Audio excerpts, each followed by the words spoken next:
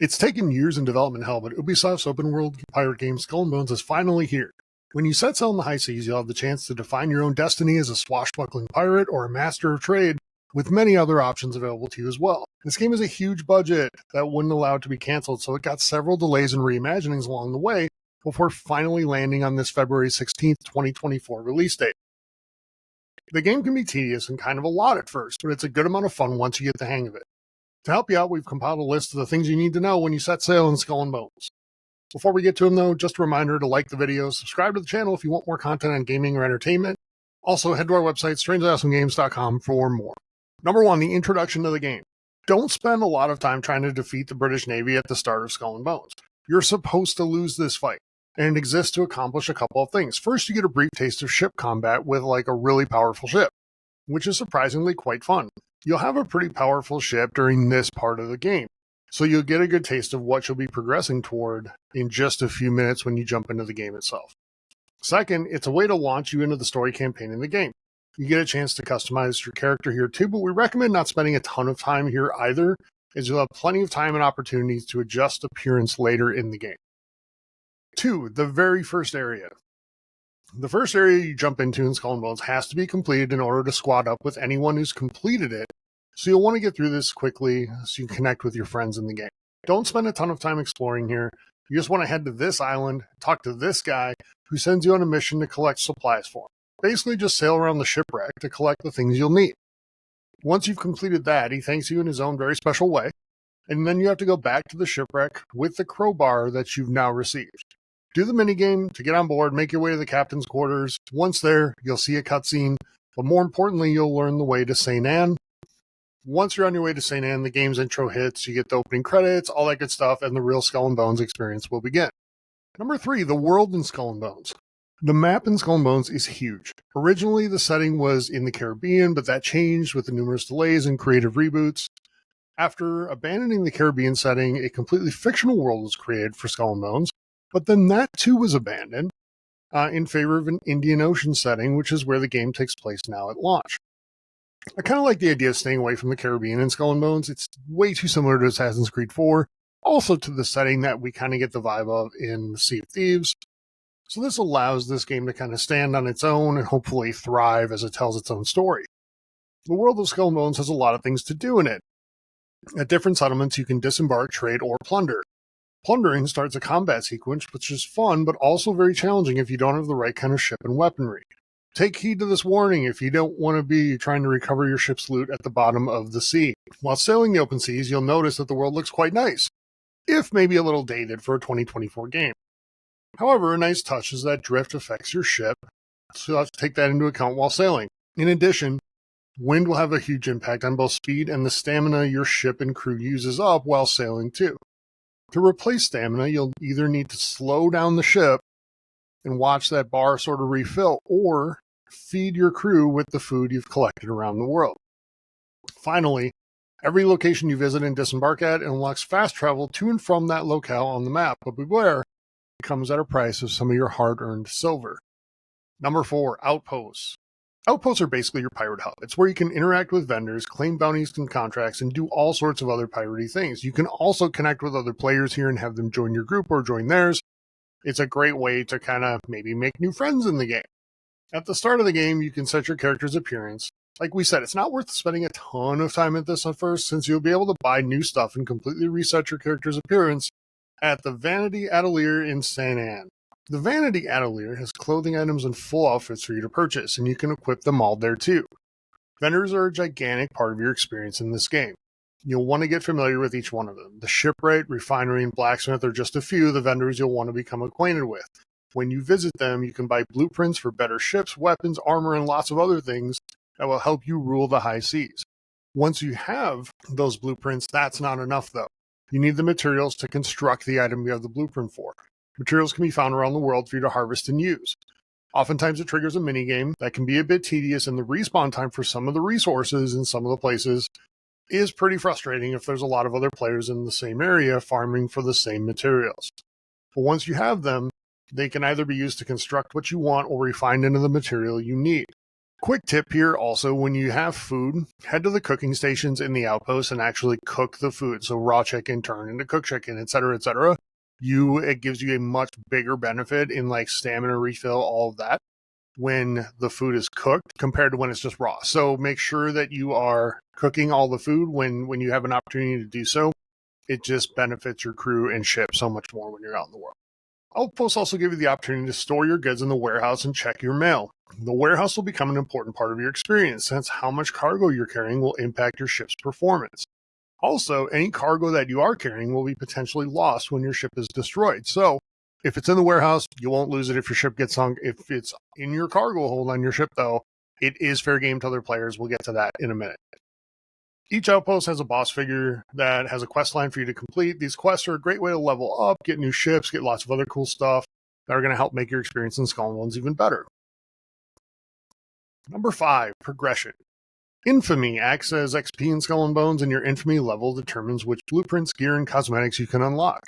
The higher your infamy level, the more awesome stuff you'll be able to have, so you'll always want to have an eye towards what is going to help you level up faster. Completing the main quest will always be a good way to level up and get new things. As we said earlier, the head pirate of each outpost will send you on quests that get you a lot of infamy, as well as some other great stuff too. The other way to level up fast is complete contracts and bounties, which can be found on boards in the outpost once you get to a certain level. Beware the difficulty level of these contracts though, and it's always more fun and successful to bring a friend or two along, but they're a good way to get some good gear if you're willing to take the time to do them. 6. Ships and ship perks. Ships are the centerpiece of this game. There is no question about it. The ships are the star. All the action in the game takes place on your ship and while using your ship. In fact, players can't even walk around on their ship, dive off and swim, or any of the other avatar-based combat that a game like Sea of Thieves has. That's causing some backlash with players, but for those that don't mind it, the ship focus of the game is actually pretty fun. There's a world of customization available for your ships too. From the sails to the color of the ships themselves, there's a ton of decorative options for you to make your vessel stand out as your own. The good news is that you don't lose your ship's identity or appearance when it's sunk either, just the cargo that's on the ship. To upgrade your ship, you'll want to get acquainted with the shipwright and get new blueprints. Then go get the materials needed to build it. When you have a brand new ship, make sure it's actually armed for combat. Cannons and other weapons can be crafted and placed on the ship. Some are designed for more long-distance combat, others are very effective up close, so kind of know what you want to be getting into, what kind of mission you're heading out on, contract, whatever it is, and equip your ship accordingly. Similarly, different ships have different functionalities, so read up on them and determine what you need and want for how you want to play the game. Some of these ships are more designed for trade with a ton of cargo space, while others are much more functional as like a ship of war, ready to battle on the high seas and plunder and loot and all that fun stuff. So just make sure you're reading up on the kind that best suits the way you want to play the game. Number 7, PvP and PvE in Skull and Bones. Skull and Bones offers both PvP and PvE experiences in the game, but there are dedicated servers for PvP. So it's not just jump in and anybody can attack you. Other players can fire cannons at your ship and it will show like the destruction, but it doesn't do any damage to you or vice versa if you fire at them. So everybody involved has to opt in to the PvP aspect of Skull and Bones for that to actually have real world damage in the game. So that's an issue for some players because piracy is all about doing those dirty deeds for loot and glory. But in a realistic sense, a lot of players don't want to be trolled constantly by some other players, so keeping them separate unless everyone opts in, probably a good move at least at start.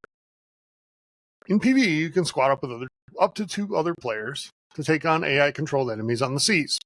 3 players in a group seems like a weird number, as 4 tends to be the standard in these types of games today. But as you team up, the difficulty and loot gets adjusted, so it'll still be a challenging experience with a group of 3 versus just going out on your own. In our experience, Skull and Bones is much more fun with friends, so squad up when you can, form a pirate alliance with your buddies, and head out. It's a lot more fun that way. 8. Combat. I find combat to be more user-friendly in Skull and Bones than it is in Sea of Thieves, and the battles can be pretty intense and rewarding. In fact, each battle to me kind of feels like a big action set piece. It's pretty cool. Different types of cannons and ammo do different things and have different effects, so we recommend having a pretty diverse range of options on board unless you're pursuing a very specific type of thing that requires a very specific kind of weaponry. We're sure you're an amazing pirate, but there's going to be times when even you get sunk and are on your way to Davy Jones' locker. When you die in Skull and Bones, you have a couple of different options. First, you can respawn back at the outpost. Second, You can respawn at sea close to where you met your end. We recommend the second option, unless you just got overwhelmed and it's a futile effort to respawn where you were. It's important to spawn on the sea, though, because if you're going to lose all your cargo, you can go back and get it. And respawning on the sea is going to give you an option to kind of be close to where your ship got sunk, so it's easier to do it there. Know, though, that when you get sunk, other players have full access and option to your loot, so if they beat you to it, they can claim it. Number 9, launch and post-launch. After 7 years of anticipation, I can't believe it's been 7 years, Skull and Bones is finally launching on February 16th, 2024. Ubisoft is planning out a lot of post-launch content as well, because this is, of course, a live service game. Each new season will introduce new pirate lords for you to battle, as well as new kinds of warships that will prey on you when you're sailing about. When you reach the level of Pirate Kingpin and enter the endgame, new challenges await you. You'll be able to capture and control shipping routes against other players in the game, as Skull and Bones shifts to more of a PvP experience for those players. Along the way, you'll be able to team up with friends and other players to discover and solve treasure maps with great loot and rewards for those brave enough to face the danger. Like any other live service game, there will almost certainly be new missions, contracts, and cosmetics available with each new season too. 10. Price and the mystery of what is a 4A game. Skull and Bones costs $70 on Xbox Series X and S, PlayStation 5, and PC at launch. You can also access the most expensive edition if you're an Ubisoft Plus member, so I guess consider that service. Ubisoft Plus, that perk of Ubisoft Plus, only available for Xbox players. PlayStation 5 does not offer that. Ubisoft just defended the price point by saying that Skull and Bones is a 4A experience. We have no idea what that means, and it sounds like they're just making up A's at this point to justify the price. Ultimately, we had a good amount of fun with Skull and Bones and continue to do so. It might be worth that $70 investment for some players, especially if you like pirate games. As always, though, buyer beware. That's it for today's tips and things you need to know, but before we go, remember to like that video, subscribe to the channel for more on gaming and entertainment. Have a great day, everybody.